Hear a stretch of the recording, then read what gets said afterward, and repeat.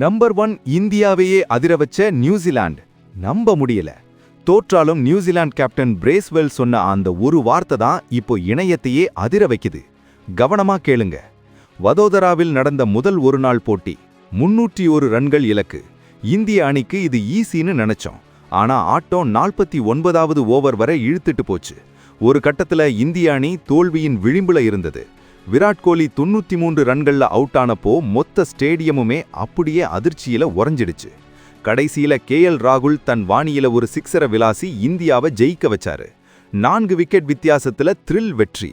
தோல்விக்கு அப்புறம் பேசின நியூசிலாந்து கேப்டன் மைக்கேல் பிரேஸ்வெல், நாங்க தோத்துட்டோம், ஆனா உலகின் நம்பர் 1 அணிய கடைசி ஓவர் வரை போராட வச்சது எங்களுக்கு பெருமையா இருக்குன்னு சொல்லியிருக்காரு. இன்னும் ஒரு 20 ரன் அடிச்சிருந்தா இந்தியாவை ஈஸியா வீழ்த்தியிருப்போன்னு அவர் சொன்னது இந்திய ரசிகர்களுக்கே ஒரு நிமிஷம் யோசிக்க வச்சிருக்கு.